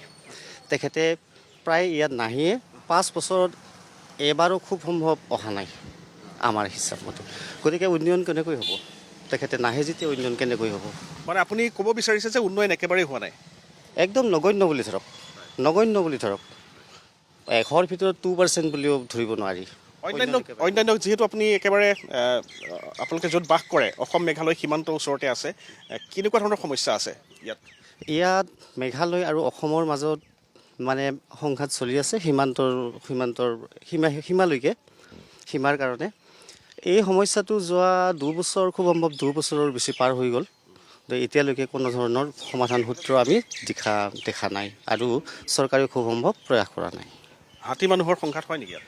হাতীটো অৱশ্যে সেইটো বহু দিনৰ একদম বহু বছৰৰ কথা। হাতীটো আমাৰ ইয়াতে বহুকেইজন মানে প্ৰাণত্যাগ কৰিছে, বহুকেইজনে কৰিছে। গতিকে চৰকাৰৰ ভূমিকা একো নাই? চৰকাৰৰ ভূমিকা কি বুলি ক'ম, ওচৰত থকা যিকেইজন আমাৰ ফৰেষ্ট অফিচাৰ আছে তেখেতসকলে যায়, গৈ পেলাই আমাৰ জনসাধাৰণৰ কিছু সহায় কৰে যদিও তেখেতসকলৰ ভূমিকা একো নাই বুলি ক'ব পাৰি। গতিকে আপুনি কৈছে বিভিন্ন সমস্যা আছে, সমস্যাৰ মাজেৰে পাৰ কৰি আহিছে আপোনালোকে বিগত দিনবিলাক, কিন্তু নিৰ্বাচনলৈ বেছিদিন নাই। আকৌ এবাৰ আপোনালোকে ভোটাধিকাৰ সাব্যস্ত কৰিব চাগে, নিশ্চয় ভোট দিবলৈ যাব। কেনেকুৱা আশা এইবাৰ মনত লৈ যাব? নতুন প্ৰাৰ্থীৰ প্ৰতি কেনেকুৱা ধৰণৰ আশা বা আহ্বান, বা এইবাৰ কি প্ৰত্যাশাৰে ভোট দিব? হয়, এই নিৰ্বাচনী বতৰটো চলি আহিছে। আমি ভাবোঁ যিজন নতুন প্ৰাৰ্থী আহিব তেখেতে আমাৰ অঞ্চলৰ কাৰণে এবাৰ ভাবি চাওক, আমাৰ অঞ্চলৰ উন্নয়নৰ কাৰণে চেষ্টা কৰক। আমি সেই আশাৰে আগবাঢ়ি যাম। আপুনি নতুন প্ৰাৰ্থী বুলি কৈছে, ইয়াত নতুন এই প্ৰাৰ্থী, এইবাৰ নন্দিতা দাস নাই ইয়াত, সমষ্টি তেওঁৰ সলনি হৈ গৈছে। এইবাৰ কংগ্ৰেছে প্ৰাৰ্থী দিছে ৰমেন সিং ৰাভা নামৰ এজন নতুন প্ৰাৰ্থীক, বিজেপিয়েও ৰাজু মেছ নামৰ এজনক দিছে, তেওঁ নতুন, ৰাজনীতিত তেওঁ নতুন। গতিকে দুইজনেই নতুন। মই যদি সুধোঁ আপোনাক, কাৰ সম্ভাৱনা বেছি এইবাৰ? এতিয়াতো সঠিককৈ মানে ক'ব নোৱাৰি কোনজনৰ সম্ভাৱনা, মানে মই ভাবোঁ 50-50 হয়। গতিকে এজন এই গামেৰীমুৰা অঞ্চলৰ এগৰাকী তেখেত স্থানীয় ভোটাৰ, অতি সচেতনতাৰে তেখেতে কথাখিনি কৈছে। সমস্যা আছে, কংগ্ৰেছৰ ইয়াৰ পূৰ্বৰ বিধায়িকাগৰাকীয়ে তেওঁলোকৰ সমস্যা সমাধানত সম্পূৰ্ণ ব্যৰ্থ হোৱা বুলি অভিযোগ কৰিছে যদিও কিন্তু তেওঁ কৈছে যে এইবাৰ দুইজন নতুন প্ৰাৰ্থী, কংগ্ৰেছৰো নতুন প্ৰাৰ্থী, বিজেপিৰো নতুন প্ৰাৰ্থী, গতিকে 50-50 বুলি তেখেতে কৈছে। গতিকে আশা কৰিব পাৰি যে সেইগৰাকী ভোটাৰৰ বক্তব্য মতে বা তেওঁৰ যি ধাৰণা, সেইমতে আমিও এটা আশা কৰিব পাৰোঁ বা অনুমান কৰিব পাৰোঁ যে তীব্ৰ প্ৰতিদ্বন্দ্বিতা হ'ব এইবাৰ বকো ছয়গাঁও বিধানসভা সমষ্টিত। আৰু কিছু দূৰ আগবাঢ়ি যাম ভোটাৰৰ মনৰ খবৰ ল'বলৈ। বকো ছয়গাঁও বিধানসভা সমষ্টিৰ ভোটাৰৰ মনৰ খবৰ লৈ পেলাই আহি আছোঁ আৰু আহি উপস্থিত হৈছোঁহি কংগ্ৰেছ দলৰ এটা অস্থায়ী কাৰ্যালয়। দেখা গৈছে যে কংগ্ৰেছ দলৰ প্ৰাৰ্থীসকলৰ মাজতো কিন্তু এবাৰ সাংঘাতিক উৎসাহ, কাৰণ যদিওবা পূৰ্বৰ বিধায়িকা ইয়াত নাই, এবাৰ নতুন এগৰাকী প্ৰাৰ্থী দিছে। প্ৰাৰ্থীগৰাকীক লগ পাই তেওঁৰ কথা বুজ লোৱাৰ চেষ্টা কৰিম। তাৰ পূৰ্বে কংগ্ৰেছৰ স্থানীয় নেতাক মই লগ পাইছোঁ। মই প্ৰথমে আপোনাৰ পৰিচয়টো জানিব বিচাৰিছোঁ। মোৰ নাম শ্ৰী তুলেশ্বৰ ৰাভা, মই বকো ব্লক কংগ্ৰেছৰ সভাপতি। ৰাভা ডাঙৰীয়া, দীৰ্ঘদিন আপোনালোকৰ দলৰে ইয়াত চৰকাৰ আছে, ইয়াৰ বিধায়িকা আছিলে। এইবাৰ কিন্তু সমষ্টিৰ নাম সলনি হৈছে, তাৰ লগে লগে প্ৰাৰ্থীৰ নামো সলনি হৈছে, প্ৰাৰ্থীও সলনি হৈছে। কেনেকুৱা ধৰণৰ ইছ্যু লৈ এইবাৰ আগবাঢ়িছে? সাধাৰণতে 28 নং বকো ছয়গাঁও বিধানসভা সমষ্টিত যি গতিকে এটা টেলিমিটেশ্যন হোৱাৰ পিছত নতুন সমষ্টি, এইবুলি আমি দেখিলোঁ যে আমাৰ বকো ছয়গাঁও সমষ্টিটোৰ যিটো জনগাঁথনি, এই জনগাঁথনিটো খুব কংগ্ৰেছৰ কাৰণে ধুনীয়া। যি গতিকে ৰাভা 48,000 মান ভোট আছে, গাৰো ভোট আছে 23,000, মুছলমান সম্প্ৰদায়ৰ ভোট আছে 27,000, আমাৰ বড়ো ভোট আছে 22,000। ঠিক এনেকুৱা ধৰণৰ যি গতিকে জনজাতি এটা সমষ্টিত আমি এজন প্ৰাৰ্থী, তাতে ৰমেন সিং ৰাভাৰ দৰে এটা সংগ্ৰামী সত্তা থকা এজন নেতা, যাক পাই আমি কংগ্ৰেছে খুব উৎফুল্লিত হৈছোঁ। আৰু তেওঁৰ নেতৃত্বত ভাবিছোঁ এইবাৰ যিজন আমাৰ কণ্টেষ্ট কৰিব ৰাজু মেচ, কংগ্ৰেছৰ আমাৰ যেনেকৈ ৰমেন সিং ৰাভা, বিজেপিৰ ৰাজু মেচ, আমি ৰাজু মেচক ইয়াৰ কাৰণে দুৰ্বল বুলি অনুভৱ কৰিছোঁ। তেওঁ কেতিয়াও সুস্থিৰ ৰাজনীতিৰ লগত জড়িত নহয়। তেওঁ নিৰ্দিষ্ট ব্যৱসায়িক ভিত্তিত কিছুমান কাৰণত তেওঁ বিশেষ ব্যক্তি বুলি তেওঁ পৰিচিত আজিৰ তাৰিখত। তেওঁ যেনেকৈ আজিৰ তাৰিখত বকত মাজমজিয়াত এখন মদৰ দোকানৰ কাৰণে বিখ্যাত, গেছ চিলিণ্ডাৰত তেওঁ দাম বঢ়াই লোৱাৰ কাৰণে বিখ্যাত, ঠিক তেনেকুৱা ধৰণৰ কিছুমান তেওঁ কাৰণতহে বিখ্যাত, তেওঁ ৰাজনীতিভাৱে বিখ্যাত নহয়। গতিকে তেনেকুৱা ধৰণৰ ব্যক্তিক আমি পৰাজয় কৰোঁতে আমাক বেছি সময়ৰ প্ৰয়োজন নহ'ব। আৰু যি গতিকে ৰাইজ এতিয়া সজাগ, এতিয়া ৰাইজে বিবেচনা কৰিব এজন বেপাৰীক লাগে নে এজন ভাল আমাক নেতৃত্ব দিব পৰা এজন বিধায়ক লাগে। গতিকে এইখিনি খুব বিবেচনাৰ কথা। আৰু আগৰ যিগৰাকী বিধায়িকা আছিলে, মই পুনৰ কৈছোঁ যে সমষ্টি সলনি হৈছে, কিন্তু আগৰ বিধায়িকাৰ কিছু তেতিয়াৰ বকো সমষ্টিৰ বহু অংশ ইয়াত ৰৈ গৈছে। আগৰ বিধায়িকাগৰাকীৰ কাম কাজে ইয়াত প্ৰভাৱ পেলাব নেকি আপোনালোকৰ এইবাৰৰ ফলাফলটোত? মানে আগত আমাৰ এনেকুৱা আছিল, যেতিয়া বকো সমষ্টি আছিলে তেতিয়া মানে চমৰীয়াৰ আমাৰ বহুখিনি ভোটাৰ, প্ৰায় 1 লাখ ভোটাৰ আমাৰ চমৰীয়া সমষ্টিত পৰিছিলে। গতিকে চমৰীয়াৰ অঞ্চলটোতো খুব পিছপৰা আছিল যেতিয়া, গতিকে চমৰীয়া ব্লকৰ যেনেকৈ চনতলি এনেকুৱা ধৰণৰ বহুত জাগা আছিলে, যাত আৰু ভোটৰ সংখ্যাটো আমাৰ বকো ব্লকতকৈ বহু পৰিমাণৰ বেছি আছিল। মই যিমান দূৰ দৃষ্টিগোচৰ হৈছে যে বিধায়িকা নন্দিতা দাসে তাত বহুখিনি কাম কৰিছিলে। গতিকে হয়তো এইখিনি এইবাৰ ৰকিবউদ্দিন আহমেদ ডাঙৰ বিশেষকৈ সুবিধা হ'ব যেন মোৰ অনুভৱ হৈছে। আমাৰ বকো ব্লকক যেতিয়া জনজাতি এলেকাত আমাৰ যেতিয়া ইয়াতে কাউন্সিল আছে, আৰু তাৰোপৰি আমাৰ চৰকাৰখন নাছিলে, তাত আমাৰ ক'ৰবাত কাম কৰিছিলে যদিও হয়তো আমাৰ সেইখিনি কাম হয়তো ইয়াত ভাবামতে সিমানখিনি সমাধান হোৱা নাই। গতিকে এইবুলি আমাৰ যিকেইটা জনজাতীয় সমষ্টি হৈছে, আমাৰ বিধায়কজন আমাৰ যিটো বাছি ল'ব পাৰিম আমি নিজৰ ফালৰ পৰা, আশা কৰোঁ যে এজন বেপাৰী আৰু এজন ৰাজনীতিবিদ আমাৰ মাজত এজন সেনেকুৱা ধৰণৰ এটা কণ্টেষ্ট হ'ব গৈ আছে। আৰু বহু মানুহে কৈছে, আমি যেতিয়া লগ পাওঁ, লগ সংগ বন্ধুসমূহক কয় যে এইবাৰ ৰাজু মেচ ডাঙৰীয়া যদি কিবা কাৰণত জয় হয়, এখন মদৰ দোকান আছিল এতিয়া 4খন হ'ব বকো বজাৰত। আৰু যদিহে নন্দিনী গেছ এজেঞ্চি আছে, তাৰ বায়েকৰ বা ভনীয়েকৰ নামত আৰু ক'ৰবাত আৰু নিজৰ নামত আৰু ঘনীয়েকৰ নামত 2টা গেছ এজেঞ্চি হ'ব। সেনেকৈ প্ৰভাৱ পৰিছে। আপুনি জনগাঁথনিৰ কথা কৈছে, ইয়াত গাৰো জনগাঁথনিৰ কথা কৈছে। গাৰোসকলৰ বাবে NPP প্ৰাৰ্থী দিছে, বড়ো যথেষ্ট সংখ্যক আছে, বড়ো ভোটাৰ UPPL প্ৰাৰ্থী দিছে। মূল কণ্টেষ্টটো আপোনালোকৰ কাৰ লগত হ'ব? সাধাৰণতে মূল কণ্টেষ্টটো হ'ব আমাৰ বিজেপিৰ প্ৰাৰ্থীজনৰ লগতেই হ'ব। তেওঁ যদিও বেপাৰী, কাৰণ তেওঁৰ লগত এতিয়া দেখিছে তেওঁৰ লগত জনসংখ্যা নাই, জনসংখ্যাটো কম, আৰু তেওঁৰ লগত যিগিলা বিজেপিৰ লিডাৰ তেওঁৰ লগত নাই। কোনোবা ঠিকাদাৰ আছে, আপুনি চাব তেওঁৰ আশে পাশে যিমান ফটো ছেশ্যনত থাকে প্ৰায় ঠিকাদাৰ। সুস্থিৰ ভোটাৰ, সুচিন্তা কৰিব পৰা ভোটাৰ তেওঁৰ কাষত থিয় হ'ব নোৱাৰে। তথাপি তেওঁৰ লগতে কণ্টেষ্ট হ'ব। আৰু ভাবিছোঁ তেওঁক আমি বহু ভোটৰ ব্যৱধানত পৰাজয় কৰিব পাৰিম। মই ধন্যবাদ জনাইছোঁ এইখিনি সময় দিয়াৰ বাবে। তেখেত এগৰাকী স্থানীয় কংগ্ৰেছ নেতা, আৰু গুৰুত্বপূৰ্ণ কথা কৈছে যে বকোৰ জনগাঁথনিৰ কথা কৈ তেওঁ এইটো কথা কৈছে, কিন্তু মূল কণ্টেষ্ট বা প্ৰতিদ্বন্দ্বিতা বিজেপিৰ লগত হ'ব বুলি কৈছে। আমি প্ৰাৰ্থীগৰাকীক লগ পোৱাৰ চেষ্টা কৰিম। বকো 6গাঁও বিধানসভা সমষ্টিৰ ভোটাৰ আৰু প্ৰাৰ্থী, নেতা আৰু সাধাৰণ ৰাইজৰ মতামত কিছু গ্ৰহণ কৰিছোঁ আমি সদৰে সমষ্টিৰ এই বিশেষ অনুষ্ঠানত।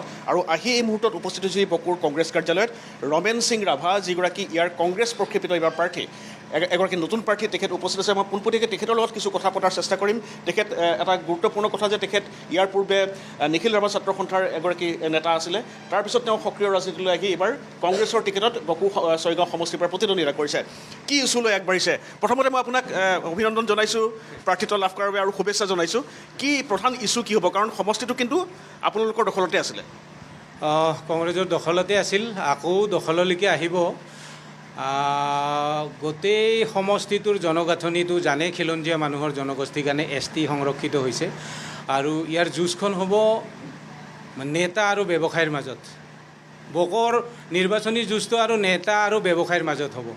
আৰু ৰাইজে যিহেতু প্ৰতিটো জাতি জনগোষ্ঠীৰ নিজা নিজা এটা মানে সংগ্ৰাম আছে, ইয়াত বসবাস কৰা বহুকেইটা জাতি জনগোষ্ঠী আছে। ছিংগুল কোনেও মেজৰিটি ইমান ডাঙৰ সংখ্যাত নাই, কম বেছি পৰিমাণে। তো তেখেতসকলৰ মাজত এটাই চিন্তা হ'ব, আমাক নেতা লাগে। এই অঞ্চলৰ বহু সমস্যা ইয়াত আছে, বিশেষকৈ জনগোষ্ঠী মানুহখিনিৰ। প্ৰত্যেকেই সংগ্ৰামী জনগোষ্ঠী যিহেতু, তেখেতসকলে সংগ্ৰামী মানুহজনক নিশ্চয় বিচাৰিব, মোৰ বিশ্বাস। ভাৰতীয় জনতা পাৰ্টীয়ে ইমানবোৰ আঁচনি দিছে, মানুহক অৰুণোদয়ৰ ধন সোমোৱাই দিছে, ৰাস্তা ঘাটৰ কথা তেওঁলোকে কয়, মুখ্যমন্ত্ৰী হিমন্ত বিশ্ব শৰ্মা আছে, তাৰপিছতো এইবাৰ আকৌ কংগ্ৰেছক ভোট দিব বুলি ভাবে আপুনি? নিশ্চয় দিব, কাৰণ দিছে।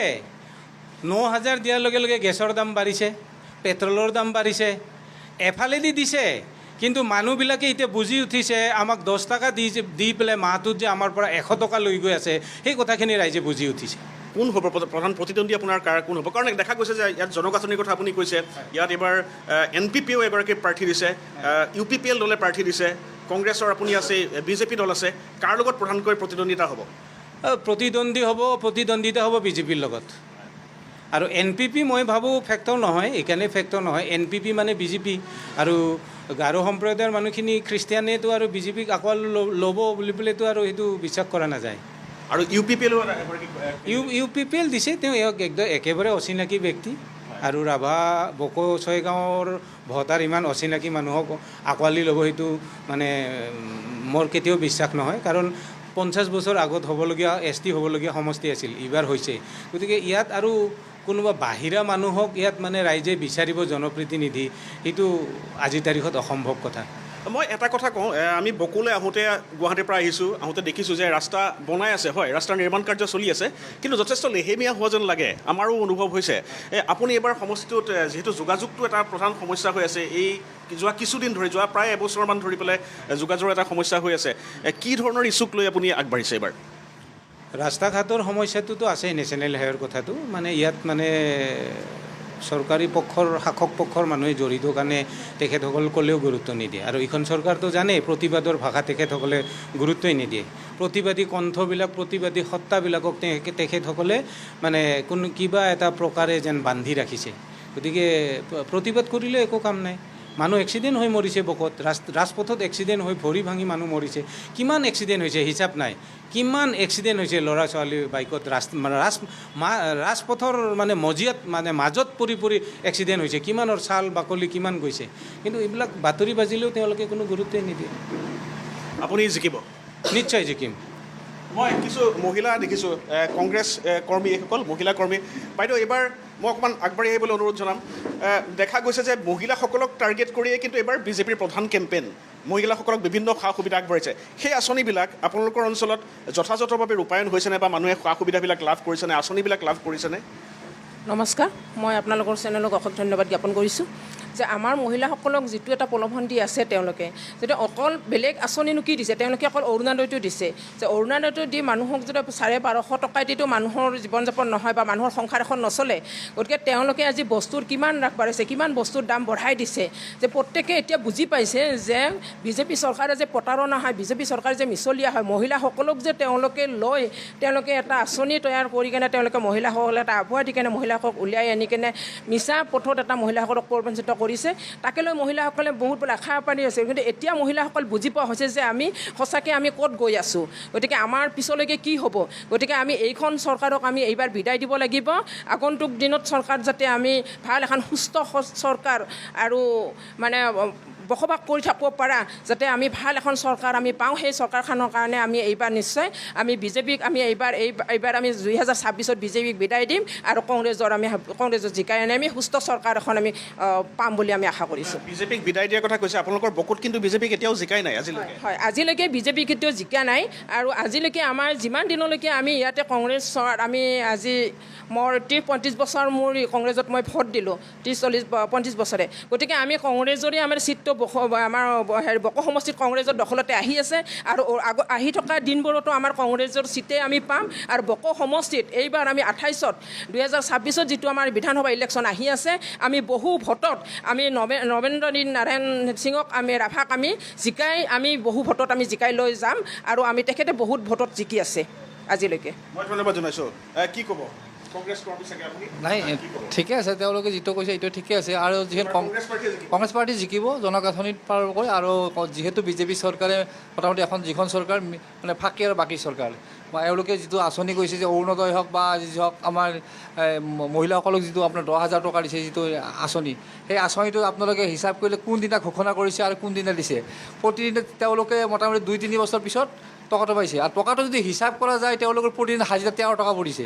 আৰু অহা-যোৱা খৰচটো আছে, আঁচনিটো পোৱাৰ কাৰণে তেওঁলোকে দিন ৰাতি দৌৰি আছে, ঘৰৰ কাম বন এৰি তেওঁলোকে ইফাল সিফাল গৈ আছে। গতিকে মহিলাসকলক যিটো আঁচনি নিদক, এইটোতে মহিলাসকল আচলতে লাভান্বিত হোৱা নাই, তেওঁলোকে প্ৰচুৰ পৰিমাণে লোকচানৰ সন্মুখীন হৈছে।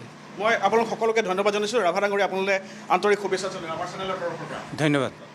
এখেত আছিল মই কৈছোঁ ৰমেন সিং ৰাভা কংগ্ৰেছৰ প্ৰাৰ্থী এইবাৰ বকো ছয়গাঁও সমষ্টিৰ পৰা প্ৰতিদ্বন্দ্বিতা কৰিছে আৰু তেওঁলোকৰ মূল ইছ্যু সেইখিনিয়ে যে বিজেপিয়ে যিবিলাক আঁচনি আনিছে চৰকাৰীভাৱে যিবিলাক আঁচনি কৰিছে সেই আঁচনিৰে কিন্তু সৰ্বসাধাৰণ লাভান্বিত হোৱা নাই বৰং প্ৰলোভন বা প্ৰতাৰণাৰ ৰাজনীতি বুলি তেওঁলোকে অভিযোগ কৰিছে সদৰে সমষ্টিয়ে ৰাইজৰ ভোটাৰ ৰাইজৰ নেতাৰ আৰু ৰাজনৈতিক দলৰ কৰ্মীসকলৰ মতামত গ্ৰহণ কৰোঁতে বা এইবাৰ ইলেকশ্যনটোক লৈ পেলাই নিৰ্বাচনটোক লৈ পেলাই মানুহৰ মনৰ উৎসাহ কেনে এই বিষয়ে খবৰ লৈ আমি এই মুহূৰ্তত বকোৰ এখন অতি ব্যস্ত এখন বজাৰ বকো দৈনিক বজাৰ এই দৈনিক বজাৰখন উপস্থিত হৈছোঁ যথেষ্ট এখন ব্যস্ততাপূৰ্ণ পৰিৱেশ সন্ধিয়া হৈছে ইতিমধ্যে আন্ধাৰ নামিছে আৰু ইয়াৰ যিসকল ব্যৱসায় আছে এই ব্যৱসায়ীসকলৰ সৈতে মই কিছু বুজ লোৱাৰ চেষ্টা কৰিম নিৰ্বাচনটোক লৈ পেলাই তেওঁলোকৰ মনত কেনেকুৱা ধৰণৰ উৎসাহ মই এগৰাকীক লগ পাইছোঁ আপুনি প্ৰথমতে আপোনাৰ পৰিচয়টো দিয়কচোন পৰিচয় মই বকোৱে আপোনাৰ নাম ৰহমান আলী ছাৰ কেনেকুৱা ইলেকশ্যনটোক লৈ পেলাই নিৰ্বাচন আহিছে আকৌ এবাৰ 5 বছৰ ইলেকশ্যনটো এইবাৰ ভালে হ'ব ছাৰ হয় ইলেকশ্যন ভাল হ'ব হয় কেনেকুৱা মানে চৰকাৰৰ আঁচনিবিলাক পাইছে নাই পাইছে চব আঁচনিয়ে পাইছোঁ চৰকাৰৰ নাপা নহয় চবেই পাইছোঁ এইবাৰ ভালে হ'ব আৰু বৰ্তমান ইয়াত কোনো এতিয়া কেতিয়াও বিজেপি নাছিলে এইবাৰ বিজেপিয়ে এজন কেণ্ডিডেট দিছে দীৰ্ঘদিন কংগ্ৰেছৰ দখলত থকা এটা সমষ্টি আপোনালোকৰ বকো ছয়গাঁও সমষ্টিটো এইবাৰ ৰিজাল্টটো কি হ'ব বুলি আশা এইবাৰ ৰিজাল্ট কিন্তু ভালে হ'ব লাগে ছাৰ আমাৰ বিজেপিৰ ফালৰ পৰা এইবাৰ ভালে হ'ব ছাৰ কাম কৰিছে হয় ছাৰ কাম কৰিছে ছাৰ হয় এইবাৰ কংগ্ৰেছ নাথাকিব নেকি কংগ্ৰেছটো সেইটো ছাৰ ক'ব নোৱাৰোঁ কিন্তু বিজেপি ছাৰ থাকিব 100%। মোক আপোনালোকৰ ব্যৱসায় কেনেকুৱা কওকচোন ব্যৱসায় মানুহে আগৰ দৰে আছেনে মানুহে কিনিবলৈ অহা মানুহ আগৰ দৰে আছেনে বজাৰ আগৰ নিচিনা নাই ছাৰ এতিয়া অলপমান ভাল হৈছে ছাৰ অলপ ভালৰ পিনে আহিছে ছাৰ মানুহখিনি অলপ বহুত সচেতন হৈছে মানুহখিনি ভাল হৈছে ছাৰ আপুনি কি ব্যৱসায় কৰি আছে মই মুৰ্গী দোকান ছাৰ হয় ছাৰ এতিয়া ব্যৱসায় ভালে চলি আছে হয় ভালে ঘৰত মোৰ মা আছে ভাই আছে ফাদাৰ নাই আৰু চৰকাৰৰ যিবিলাক আঁচনি আপোনাৰ পৰিয়ালৰ কোনোবাই পাইছে নেকি আঁচনি পাইছে মোৰ পৰিবাৰো পাইছে ছাৰ আচ্ছা এইটো যিটো ৯,০০০ টকাৰ যিটো হয় পাইছে ছাৰ গতিকে এবাৰ বিজেপি আহিব ছাৰ আচ্ছা কি ক'ব আপুনি ইয়াৰে ব্যৱসায় আছে নিৰ্বাচন আহিছে আকৌ ভোট দিব ভোট দিম বিজেপিক ভোট দিম এবাৰ বিজেপিক ভোট দিম আচ্ছা কি কাৰণে বিজেপিক ভোট দিব বিজেপি আমাৰ কাৰণে বহুত ভাল কাম কৰিছে সেইটোৰ কাৰণে দিম আৰু কি কৰিছে আপোনাৰ অঞ্চলত কি হৈছে আমাৰ অৰুণোদয় পাইছে আমাৰ ঘৰত আমাৰ বিজেপি চৰকাৰৰ হেৰি আমাৰ মা চাকৰি পাইছে আচ্ছা কি চাকৰি পাইছে আপোনাৰ মায়ে আমাৰ মা চাফাই কৰ্মী কৰে SDC অফিচত বকো SDC অফিচত মাৰ চাকৰি আছে আৰু মই এইখন বজাৰতে চাফা চুফা কৰোঁ তুমিও নিজে চাফ চিকুণৰ লগত জড়িত কেনেকুৱা ইনকাম কেনেকুৱা ইনকাম ঠিকে আছে চলিব পৰাকৈ আছে আৰু বিজেপি চৰকাৰে বিভিন্ন আঁচনি দিছে নহয় আঁচনিবিলাক পাইছে নে নাই আঁচনি বিশেষকৈ ইমান পোৱা নাই মানে কি পোৱা নাই মানে কি ভালে আৰু মানে এতিয়া যি গতিকে আহিব বিজেপি মানে ভাল কাম কৰিলে অলপ ভাল লাগিব আৰু সেয়ে আমাৰ এইবাৰ আপোনালোকৰ সমষ্টিটোত কংগ্ৰেছৰ আছিলে বা কংগ্ৰেছে এইবাৰো দিছে এইবাৰ কিন্তু সমষ্টিটো সলনি হৈছে নাম সলনি হৈছে বিজেপিও প্ৰাৰ্থী দিছে কোন জিকিব বুলি ভাবে এইবাৰ মইতো বিজেপি জিকিব বুলি কেনে ভাবি আছোঁ কিন্তু তথাপিও আৰু মানে কি যোনে নিজিকক কিয় মানে কি উন্নয়নমূলক কামবিলাক হ'ব লাগে আৰু বজাৰৰ ব্যৱসায় কেনেকুৱা বজাৰৰ ব্যৱসায়টোতো ভাল বুলিয়ে ক'ব লাগিব ভাল মানে আৰু মানে চব্জি কেতিয়াবা মইতো চব্জিৰ ব্যৱসায়ে কৰি আছোঁ কেতিয়াবা মানে কি এতিয়া বৰষুণৰ হেৰিটো মানে কি চব্জিবিলাক কমি গৈছে বহুত আৰু যিখিনি পাব লাগে সেইখিনি পায়ে আছোঁ আমি মাৰ্কেটত আগৰ মানে কি বহুত দাম আৰু এতিয়া মাজতে পাৰ কেজিত কেতিয়াবা 10-20 টকা বাঢ়ি আছে আৰু দাম বহুত বাঢ়িছে অলপ বাঢ়িছে আৰু আগতকৈ মানে কি মানে বিলাহীয়ে ক'ব গ'লে এতিয়া মানে কি যদি 10 টকাত লৈছিলোঁ এতিয়া 20 টকা ল'ব লাগে আৰু হঠাৎ এক ৰাতিৰ ভিতৰতে সেনেকুৱা নিচিনা আৰু ভেন্দি যদি লৈ আছিলোঁ 60 টকা 80 টকা ল'ব লাগে ঠিক সেনেকুৱা নিচিনা আৰু এই চৰকাৰখনৰ যিবিলাক আঁচনি সেই আঁচনিবিলাক আপোনালোকৰ ফালে গৈছেনে আপোনালোকৰ ঘৰৰ মানুহবিলাকে পাইছেনে আঁচনিবিলাক অৰুণোদয় আঁচনি হওক বা অন্যান্য পাইছে হয় এইফালৰ পৰা ভাল হৈছে এটা সেনেকৈ ভাল হৈছে মই ক'ব গ'লে কিন্তু হ'বলৈ এতিয়াও বহুত বাকী আছে হ'বলৈ বহুত বাকী আছে আৰু বাকী আছে আৰু মানে ঘৰে ঘৰে পইচা দিয়াতকৈ যদি মানে কি ৰাজহুৱা কিছুমান কাম হয় সেনেকুৱা ভাল হয় আৰু সেইটো বিচাৰোঁ অতি গুৰুত্বপূৰ্ণ কথা কৈছে শেষ কথা সুধিছোঁ আপুনি য'ত আপোনাৰ ঘৰ সেই অঞ্চলটোৰ অৱস্থা কেনেকুৱা ৰাস্তা ঘাটৰ পৰা আৰম্ভ কৰি শিক্ষা ৰাস্তাটো মোৰ মানে পাক্কি ৰাস্তা মানে কি তথাপিও কিছুমান এতিয়াও আছে আৰু মানে কি মোৰ গাঁও কালিয়াবুৰী যেতিয়া শিখৰ ৰাস্তাৰ কথাই ক'ব যাওঁ এখন কাইলাবুৰী আৰু ৰাজাবাৰীত যোৱা ৰাস্তা এখন আছে শিখৰ বহুত বেয়া আৰু এনে অলপ ব্লক পাৰি কেনে থৈ দিছে আৰু বাকী সেনেকুৱা নিচিনা বহুত জেগা আছে আৰু মানে কি মোৰ ওচৰত এইবাৰ মনত কি আশা লৈ ভোট দিব উন্নয়নমূলক কামবিলাক হ'ব বুলি কিনে আশা কৰোঁ আৰু মানে যোনজন প্ৰাৰ্থীয়ে উঠি আহি যেন মানে আৰু ভাল কাম কৰে সেইটোৱে আৰু মই ধন্যবাদ জনাইছোঁ অতি ব্যস্ত আপুনি এইখিনি সময় দিয়াৰ বাবে মই কৈছোঁৱেই যে এখন শাক পাচলিৰ বজাৰ তেওঁ এটা গুৰুত্বপূৰ্ণ কথা কৈছে যে চৰকাৰে ব্যক্তিগতভাৱে ব্যক্তিবিশেষক পইচা দিয়াৰ বিপৰীতে যদি সমূহীয়াকৈ উন্নয়নৰ কাম কৰে তেতিয়া বেছি লাভান্বিত হ'ব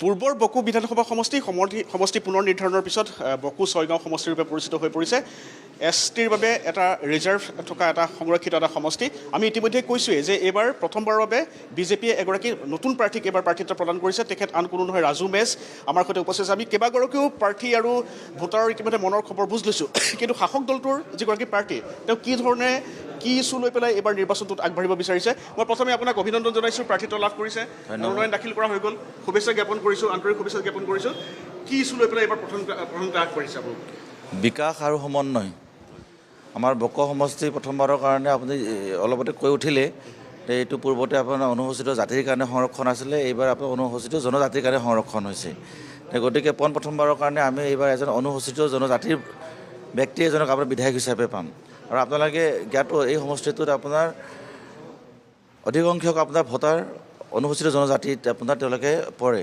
ইয়াত প্ৰমুখভাৱে আপোনাৰ ইয়াতে ৰাভা আছে বড়ো আছে হাজং আছে আপোনাৰ ইয়াত গাৰো আছে আৰু লগতে আপোনাৰ অন্যান্য জাতি জনগোষ্ঠীৰ মানুহে ইয়াতে বসবাস কৰে আপোনাৰ সকলো একেলগে সহবাস কৰে গতিকে মোৰ প্ৰথম উদ্দেশ্যটো হ'ল আপোনাৰ সকলোৰে মাজত যিটো আমাৰ সমন্বয় এই সমন্বয়টো ৰক্ষা কৰিব লাগে আৰু লগতে আপোনাৰ উন্নয়ন এই সমন্বয় আৰু উন্নয়নটোৱে আমাৰ মূল মন্ত্ৰ এইবাৰ যদি আপুনি শাসক দলৰ বিধায়ক হিচাপে যদি নিৰ্বাচিত হয় প্ৰায়ৰিটি কি হ'ব প্ৰথম কাম কি হ'ব নিশ্চিতভাৱে আপোনাৰ অইন সমষ্টিৰ তুলনাত এই বকো ছয়গাঁও সমষ্টিটো আপোনাৰ মানে ইয়াত হ'ব লগা ধৰণে আপোনাৰ ইয়াতে উন্নয়ন হোৱা নাই আৰু নোহোৱা কাৰণটো স্বাভাৱিক কাৰণ ইয়াত বিধায়কজন আমাৰ ভাৰতীয় জনতা পাৰ্টীৰ দলৰ নাছিলে ইয়াত পূৰ্বতে আপোনাৰ কংগ্ৰেছৰ বিধায়ক আছিলে এতিয়া প্ৰথমবাৰৰ কাৰণে আমাৰ বকো ছয়গাঁও সমষ্টিবাসীয়ে আপোনাৰ এতিয়া ভাৰতীয় জনতা পাৰ্টীৰ সোৱাদ পাব নতুন সোৱাদ এটা পাব আপোনাৰ গতিকে মই নিশ্চিতভাৱে ভাবোঁ ইয়াতে মাননীয় মুখ্যমন্ত্ৰী তেখেতৰ যি আপোনাৰ ভিজনেৰী তেখেতৰ যিবিলাক আপোনাৰ পৰিকল্পনা অসমক লৈ তাৰে আপোনাৰ এই পৰিকল্পনাৰ পৰশবিলাক আপোনাৰ ইয়াতে পৰিব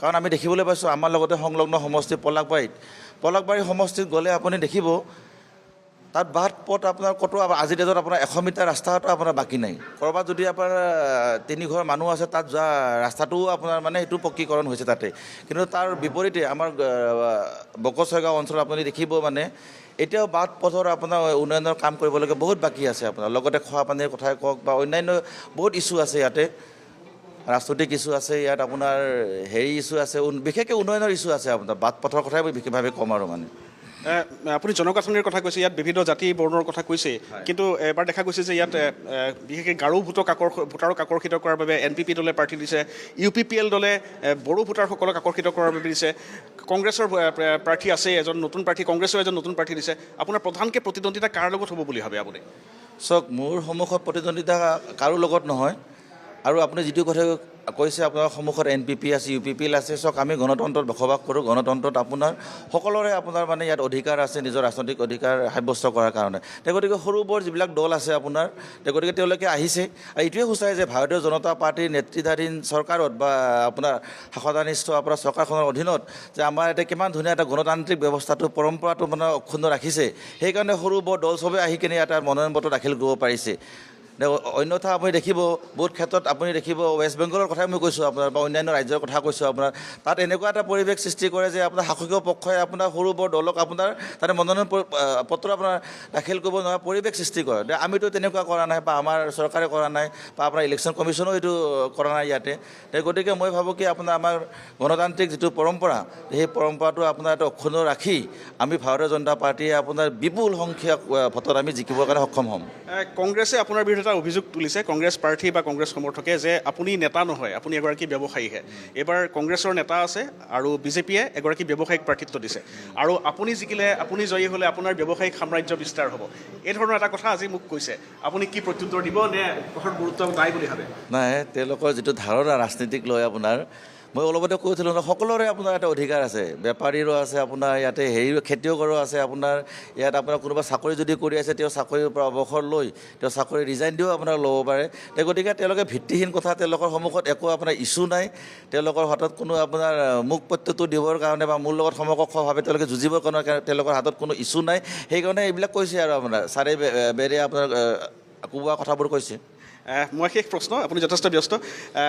বকো ছয়গাঁও সমষ্টিৰ ভোটাৰলৈ আপোনাৰ শেষ আহ্বান কি, শেষ এপিল কি?